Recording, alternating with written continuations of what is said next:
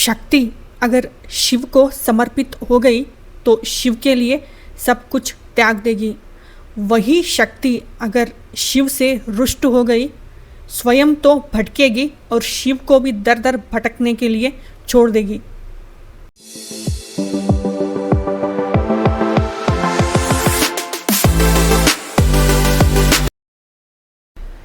नमस्कार मित्रों, स्वागत है आपका भारत भूमि में। मित्रों, एक सच्ची घटना पर आधारित कहानी मैं आपको सुना रही हूँ। ये 5th पार्ट है। मैंने डिस्क्रिप्शन बॉक्स में लिंक दे दिया है, प्लेलिस्ट है, आप जाकर चेक कर सकते हैं अगर आप इंटरेस्टेड हैं तो। अतीत में जाकर उसे खंगालोगे तो कहीं ना कहीं आप अतीत को फिर से जीने लगते हो। वो सारी बातें आपके दिमाग पर फिर से हावी होने लगती है।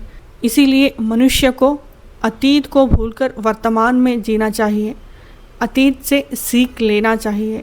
मेरा कोई भी नहीं है कहने वाला महेश भवानी से ये भी कहता, भवानी हमें अगर परिवार चाहिए ना तो हमें सबकी बातों को नज़रअंदाज करना पड़ेगा। सबके साथ रहना है, घुलना है, मिलना है तो हमको सबको लेकर चलना पड़ेगा। कोई कुछ भी कहे, अगर तुम्हें परिवार चाहिए तो तुम्हें त्याग तो करना पड़ेगा, ये महेश कहता।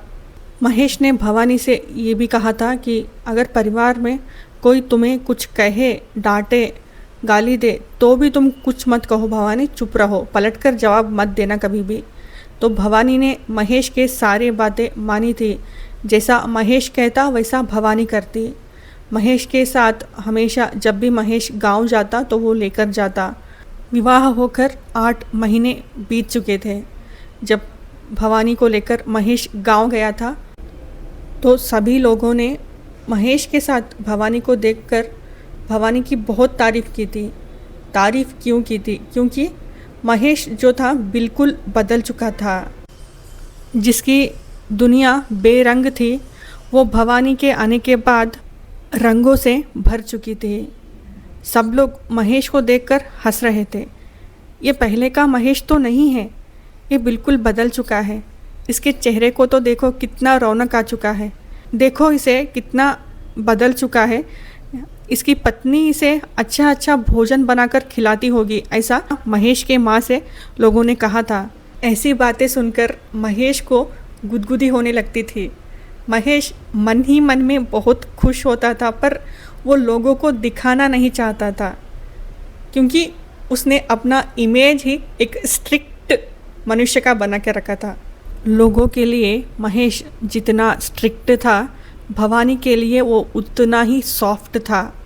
अगर आप किसी के प्रेम में होते हो ना, आप जितना मर्जी उसे छुपा लो पर वो छुपाए नहीं छुपता। महेश के साथ भी यही हो रखा था। महेश जितना चाहे एक्टिंग करता छुपाने की, पर वो छुप ही नहीं पाता था। महेश के चेहरे के ऊपर वो प्रेम झलकने लगा था। बड़े बुजुर्ग कहते भवानी को, बेटा आपने बदल दिया है इस लड़के को। गांव के सारे महिलाएं कहती महेश की माँ को, बहुत किस्मत वाली हो, ऐसी बहू मिली है तुम्हें, इस तरह की बहू तुम्हें नहीं मिलना था। तुम्हारी जो पोती है ना, उस तरह की बहू तुम्हें मिलना चाहिए था। ऐसा इसलिए कहते सारे गांव वाले। महेश की जो भाई की बेटी है, यानी महेश की माँ की वो पोती, वो लड़की बहुत ही बदमाश थी। उसने बहुत बार भवानी को बहुत बार गाली भी दी थी। उसने भवानी को ये कहा था, ये हमारे चाचा जी हैं, हमसे ही प्यार करते हैं, हमसे ज़्यादा आपको प्यार करे ये मुझे अच्छा नहीं लगता। आपकी हिम्मत कैसे हुई हमारे होते हुए हमारे चाचा जी को अपने घर में रखने की। यानी भवानी के साथ महेश एक बार मायके गया था, जो कि वो इंसिडेंट मैंने आपको बताया, जबकि महेश को अजीब सा हुआ था, फीवर हुआ था, वो सब कुछ इंसिडेंट मैंने बताया था। प्लेलिस्ट है, आप जाकर देख सकते हैं।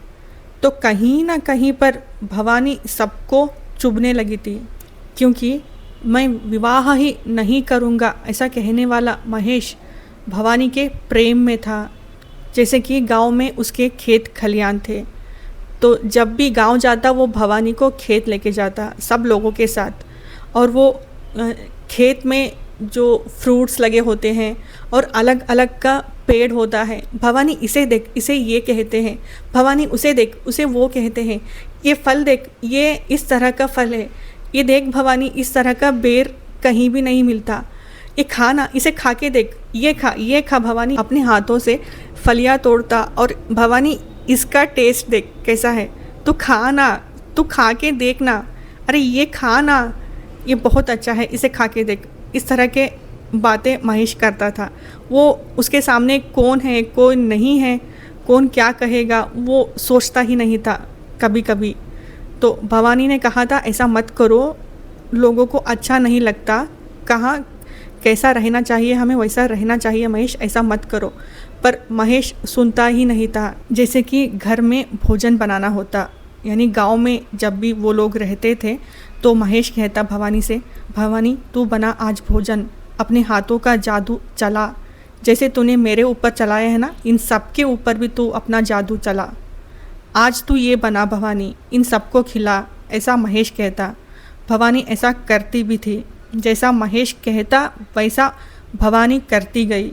गांव में खेत खलियान है तो उनके यहाँ माखन भी रहेगा। तो जो महेश था वो ये माखन का टेस्ट देख भवानी कैसा है। सभी लोगों के सामने वो रोटी के साथ माखन लगाकर ज़बरदस्ती उसे खिलाता। भवानी महेश के लिए बहुत स्पेशल बन चुकी थी।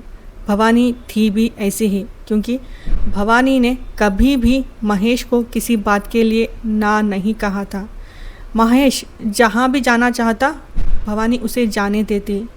अगर महेश चाहता भवानी गांव में रुक जाए तो भवानी रुक जाती। भवानी को जब भी गांव में रुकने के लिए महेश कहता तो महेश भवानी अकेली ना रहे ये ज़रूर पक्का करता था, यानी कोई ना कोई बहन के बच्चे उसके साथ रहे, उन सबको फ़ोन करके बुलवाता था, जाकर रहो उसके पास बोल। तो ज़रूर वो सब आते थे और भवानी के साथ खुश तो रहते थे, क्योंकि भवानी सब से घुल मिल गई थी, सबके साथ अच्छे से बात करने लगी थी। वो सब लोग भवानी से अपनी पर्सनल बातें शेयर करते थे, क्योंकि भवानी उन सबको अच्छी लगने लगी थी। तो ऐसे ही बातों बातों में वो सब लोग पूछते थे कि आपको मामा से डर नहीं लगता क्या? तो भवानी कहती, आपके मामा से मुझे डर क्यों लगेगा, आप ही बोलो, ऐसा क्यों कह रहे हो? तो वो सब लोग कहते, मामा बहुत ही ज़्यादा डेंजरस हैं, उनसे बात करने में भी डर लगता है, आपको डर नहीं लगता उनसे? भवानी बस एक स्माइल देती और चुप हो जाती।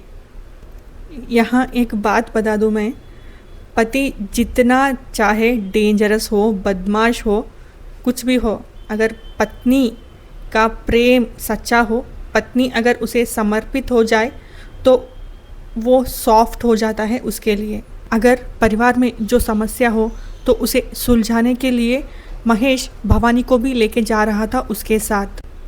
एक बार रात के 8 बज चुके थे। महेश की एक विधवा बहन थी, उसने फ़ोन किया महेश को और कहा, मेरी बेटी ने कुछ गलत कर दिया है, तुम आ जाओ, ये ऐसे तो नहीं मानेगी, तुम्हें इसे सुलझाना होगा। तो महेश ने उसी समय कहा था भवानी को, चल भवानी, मैं अभी कुछ नहीं बता सकता, मैं रास्ते में तुझे सब बताऊंगा। तो भवानी और महेश चल दिए थे रात के 8 बजे ही। जब वो गांव पहुँचे, समय हो चुका था रात के 11:30 बजे।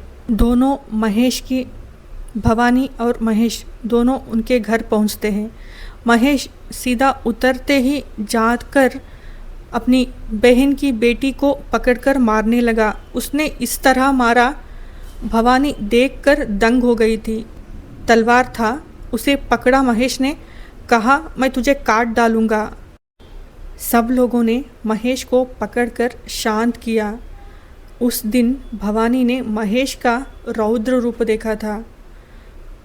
वहाँ से लेकर उस लड़की को महेश और भवानी गांव लेके जाते हैं, जहाँ महेश का गांव था। वहाँ रात के 1 बज रहे थे। सुबह होते ही लड़की भवानी को पकड़कर रोने लगी, क्योंकि ये सभी लड़के लड़कियाँ भवानी से क्लोज थे। तो इसलिए उस लड़की ने भवानी से कहा, देखो इन्होंने मुझे कैसे मारा है। अगर मेरे पिता होते तो मुझे इस तरह मारते क्या, मेरे साथ ऐसा होने देते क्या। कहीं ना कहीं मेरा पिता नहीं है, इसीलिए ये सब लोग ऐसे हैं।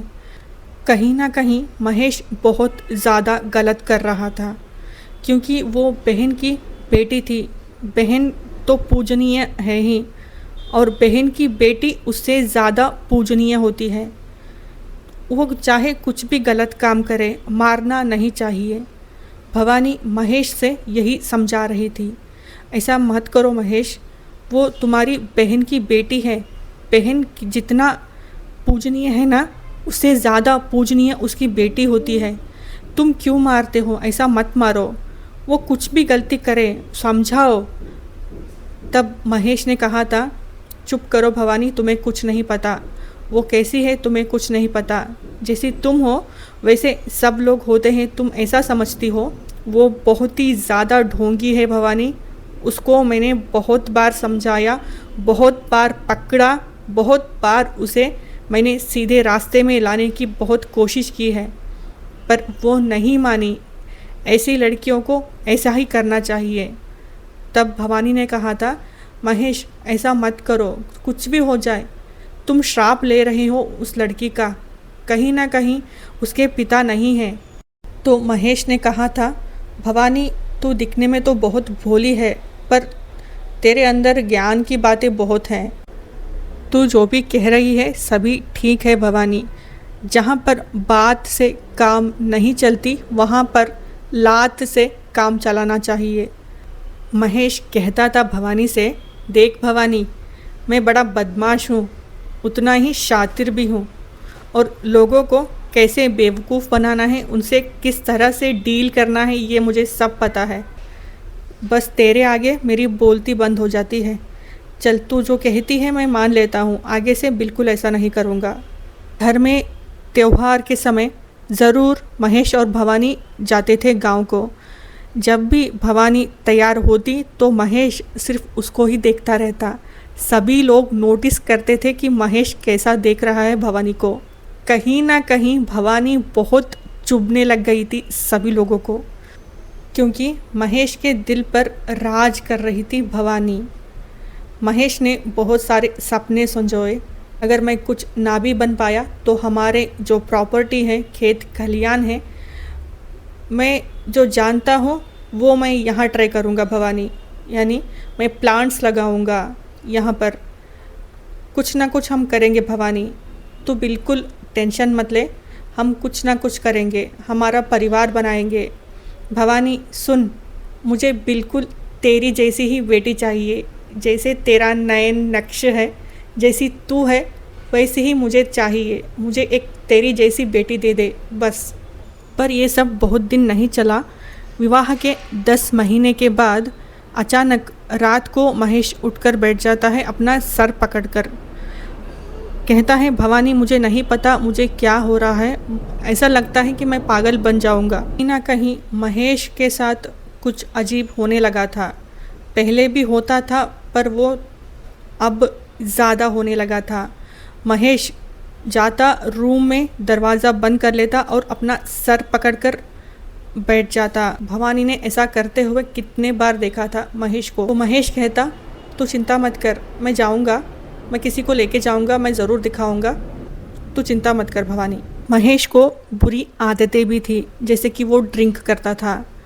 विवाह से पहले भी वो बहुत ड्रिंक करता था, ऐसे लोग कहते हैं। जब विवाह हुआ उसने कम कर दिया।